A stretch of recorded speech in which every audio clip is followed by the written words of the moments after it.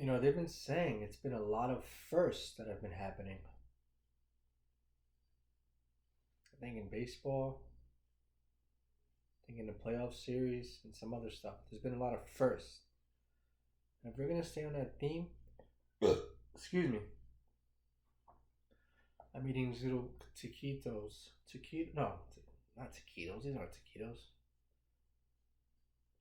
And I just had half of a frozen pizza. I usually don't eat like that. And I just had a shake about an hour and a half ago, and I was feeling full, and then I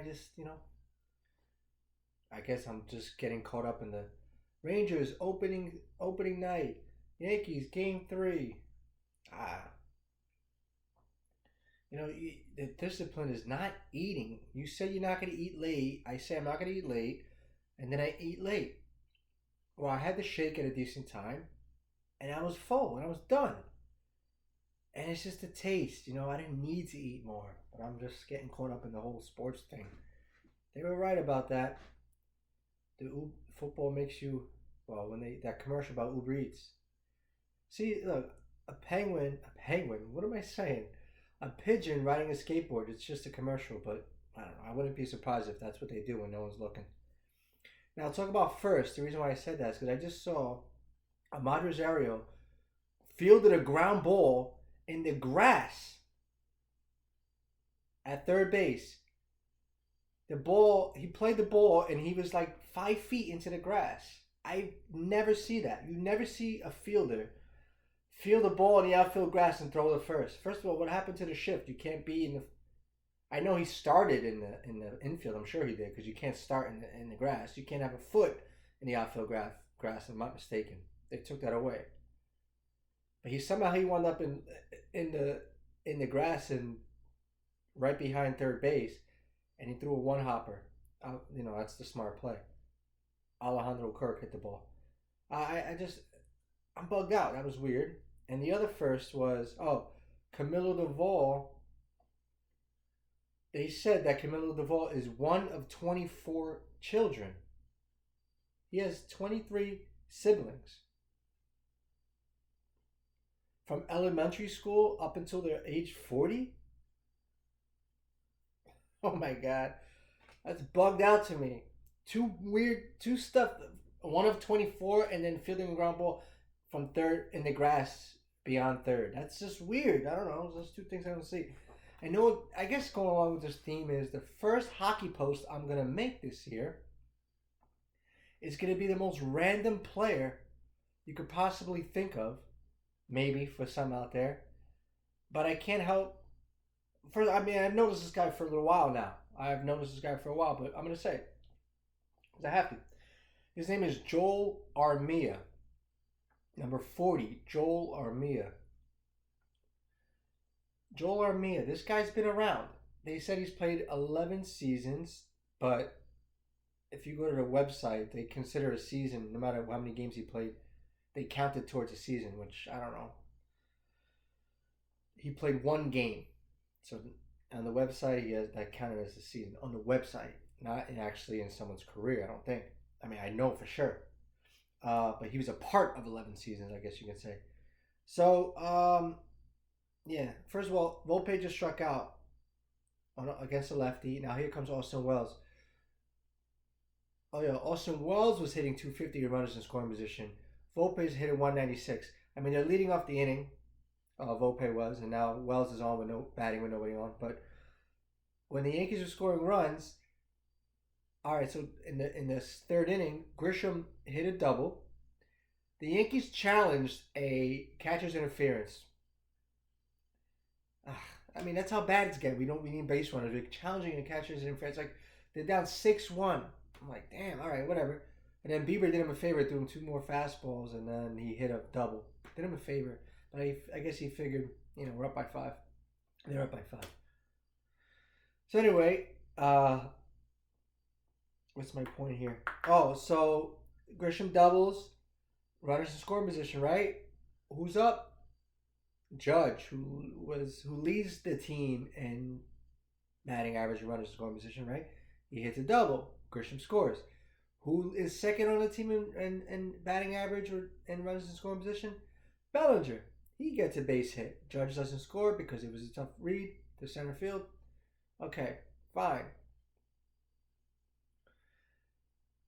And then Stanton hit a sac fly, right? So he's batting fifth. But that was it. So the two guys who lead the team in runners in scoring position, batting average, they get their hits. But that's it. They're dead after that. That's been the theme. What was it? Yankees were 1 for 10 in those scenario in that situation. RISP. I think that was game one. I don't remember what game two is, but Trey Yesavage. Remember the Yankees? I made that video. The Yankees called themselves Savages. Well, they faced a guy whose last name has the name Savage in it, and they couldn't do nothing against them. Drop fly ball, Addison Barger. The Yankees got, maybe they're gonna somehow squeak out of this game. Who knows? Squeak out and win this game. Come from behind. All right, Joel Armia, number 40. He's been around 10 full seasons, 11 seasons in the NHL. This is my first hockey post. Joel Armia is a big fuck. What is he, like 6'3", 220 or something? He's a big dude. I've always noticed him. He's a third liner. He was a fourth liner, and then sometimes he'll get like second line minutes. He scored like 29 points, 30 points. I think he scored 29 points last year as well. What do you have? Joel Armia. Joel Armia had 29 points. Oh, he had 18 goals last season. He averages 29 points for his career, but he hasn't played a lot of full seasons, so those numbers are, on average, whatever. And not whatever, but he gets to about 29 a season. So, why am I mentioning him? He started off with the Winnipeg Jets. He's played with the Canadiens. And now for a lot of seasons, a good amount of seasons, maybe the last 7 seasons. And now he's maybe 8 seasons, 9 seasons, 7 seasons. And now he's playing, I think, it's a 6 or 7. I'm bugging out. Bear with me, guys. Just follow me. Now Joel Armia is signed. He signed a 2-year, $5 million contract with the LA Kings to be their fourth liner. Mostly their fourth liner, right? Now, why am I talking about him? He stood out to me. I'm looking at him I'm looking at who's playing tonight. There's 3 games. The Rangers. Oh shit! I gotta put the Rangers game on. The Rangers are playing the Penguins right now, right? Mike Sullivan, former team, coached the Penguins, won 2 Stanley Cups there. Now he's a Rangers head coach. He's facing the Penguins tonight. Dan Muse was an assistant coach for the Penguins for the Rangers last season. Now he's the head coach for the Penguins. Apparently he's a very good player development type of guy. So with the Penguins kind of rebuilding or kind of retooling, I guess you could say, and keeping their veterans and playing the kids, they're going to be active at the deadline. They're going to trade some of their veterans, I'm sure. Raquel, right?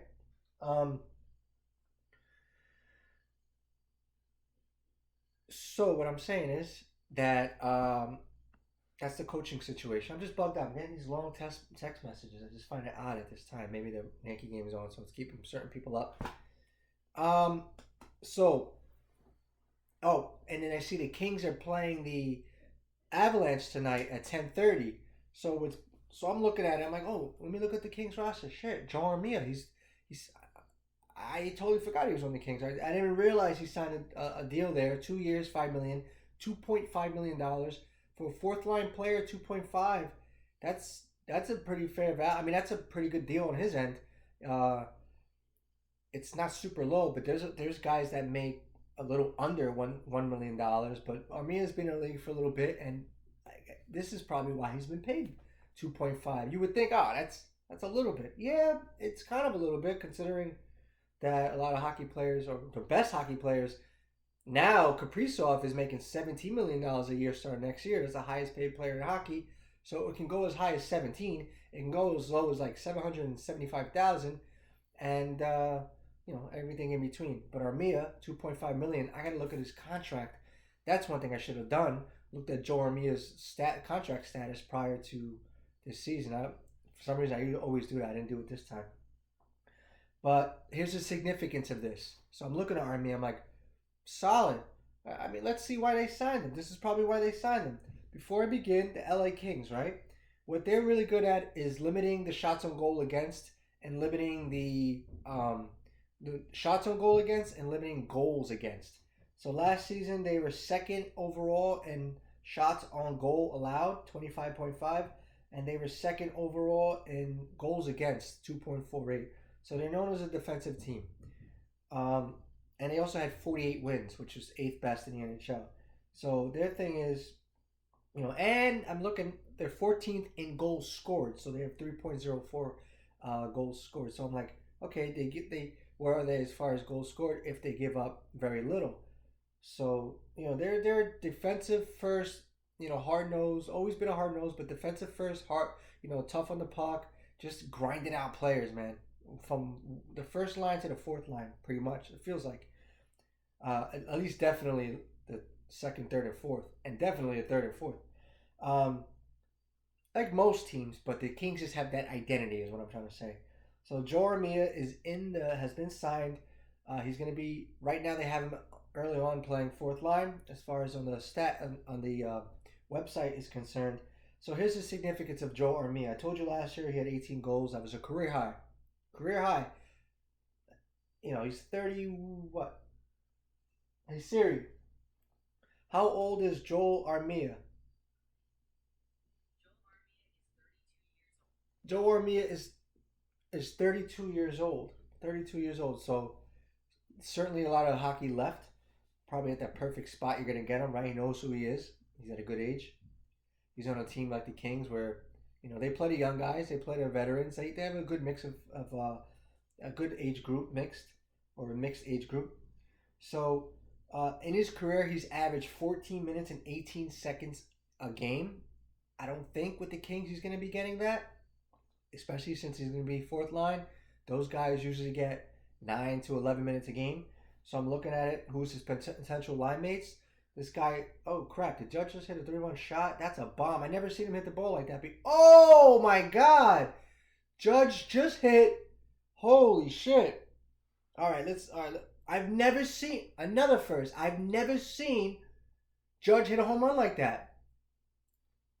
He totally put his hands in. Look at that. Wow. See, this is 6-6. Toronto and the Yankees, bottom of the fourth. First of all, Louis Varland, my guy, Louis Varland. I love this guy's got a fast. He can throw the ball. He can really throw. He's got that little sidestep. That's why he's got that good cutter slider thing going on. But he tried to get a fastball in on him. I see you, Johnny. He pointed at me. Oh, you look back at it again. Because you knew I don't get on you. I told everybody about your stats. You went like that, pointed, then you looked at it again. If that's for me, I've never doubted you, buddy. Never have I ever doubted you. In fact, we'll get into that. Oh, see, okay. 99. See, Louis Varland just threw 99. He just threw a fastball in and off the plate. Look at this. I've never in my life seen Judge hit a ball like that. Holy shit. Wow, I've never seen him hit a ball. I'm amazed. Talk about first. Wow, Judge stood there, watched it. When it hit the pole, he just dumped the bat. Wow. First home run of the postseason. Wow. 17. All right, franchise history.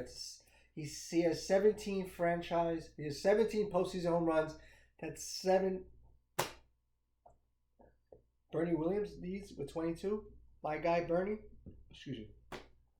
Wow. See, this is not a live, but this you're gonna be hearing about when this is released. That was a live reaction. That was a legitimate reaction. I'm not making this up. This is really what's going on. It's 10:02 p.m. Louis Varland. Fuck, I'm bugging out. That's crazy. I've never seen Judge hit a ball like that. Get his hands in, and the ball stayed fair. Literally stayed on the line and hit the foul pole.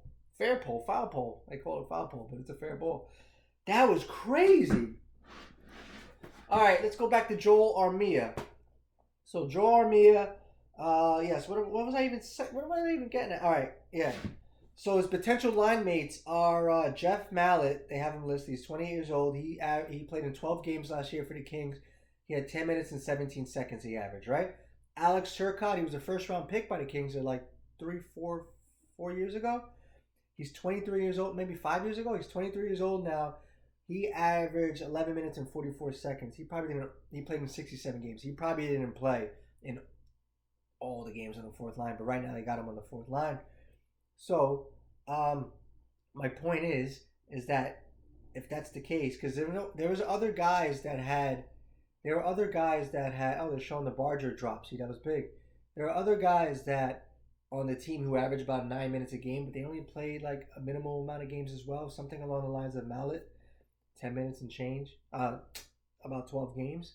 But those guys weren't listed on the depth chart, or not depth chart. For hockey, the depth chart is the starters. There's no they're not, at least the website I was looking at, they weren't showing me the bench at the time. They were showing me potential lines. What I'm trying to say is Armia is probably in line for about, in fact, he's probably in line for about 12 to 13 minutes, and here's why. This is the greatest stat I've seen about Armia. Our Joel Armia has 9 straight seasons with a shorthanded goal. 9 straight seasons with a shorthanded goal. He has 17 in total. I don't know. It says that Brad Marchand, I looked at it, who has the most shorthanded goals in the last 10 seasons? Brad Marchand leads with 36. So that's nearly half. 17 is nearly half. But that, Brad Marchand is Brad Marchand. Joel Armia is a very under the radar, I guess, type of player, or kind of somebody you don't really think of. So 9 straight seasons with a shorthanded goal. I don't know how many other players have done that. I didn't even look. I spent a lot of time looking at Joel Armia. I didn't really look at all the other stats, but just here it is as it is. 9 straight seasons with a shorthanded goal. 17 in total. That's really good. I think he was top 10 last year in shorthanded goals. He had 3 for the Canadians. Trocheck and somebody else had 6, which led the league. I can't remember who it was. And the Rangers in general had 18, which led the league. The Kings, I think, they were near the bottom of shorthanded goals. They had 4. They had 4 on the season. They were 21st. So shorthanded goals aren't the easiest thing to come by. And Armia had 3 last season by himself. So that's what I'm thinking. That's the value of Armia. He's on the perfect team. And what another thing is, I realized 7 of his 10 seasons he had more takeaways than giveaways. That's a stat that they look at. They jot down for hockey. Takeaways, giveaways. Takeaways, giveaways. How many times have you taken the puck away? How many times have you passed the puck away, basically? And he's had more seasons with takeaways than giveaways. Like I say, take that how you want, but to me that's very impressive. Considering that if you look at the stats on a lot of teams, a lot of guys have more giveaways than takeaways. That's just hockey. It's more normal to have more giveaways than takeaways.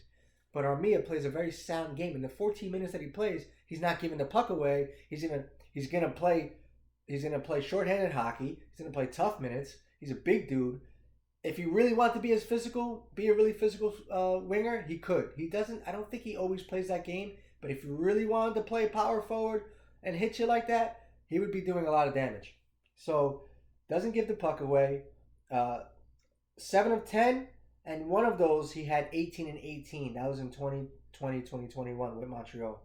So you could basically say 8 of the 10 he's had more he hasn't had, or you could say 2 of 10. 2 out of the 10 seasons he's had more. Here's an ovation for Judge. Ready? The split screen. They wouldn't show. They show it, but they can't hear it. So 2 of the 10 he's only had. 2 of the 10 seasons he's had more giveaways and takeaways.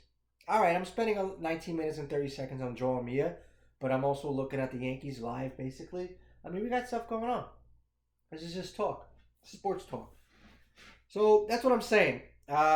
Perfect fit. I think what I want to say is perfect fit. Joel Armia is a perfect fit for the Kings.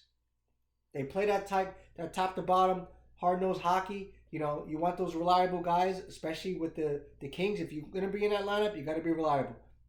As you can see, they don't give up a lot of shots. They don't give up a lot of goals. So Armia is the perfect fit for the Kings. 2.5 million, 2-year deal. He's 32. He'll be 32 and 33. That's fine for hockey. There's nothing wrong with that. I got to put the Rangers back on. Anyway, here we are. I'm going to let you guys go. Enjoy the rest of your sports night. And, man, the Rangers are down 1-0 with 11 minutes and 19 seconds left. Archer Silos. I can't. That's one thing. I know the players and all, but I'm not very good at pronouncing all these players. But I know where they come from. I know, confidently. I know, for the most part, I know these people. I know these guys. I know the players. So I might butcher the names and stuff like that, but it's not for a lack of knowledge. Although I should probably practice more of it. Anyway, let's get back to the action. You guys take care. Oh, by the way, welcome to the YouTube Sports Network. Thanks for listening. You can comment, you can like, you could subscribe, you could share this, you could do whatever. You could watch it, which would be beautiful. But take it easy. Till next time. Damn it.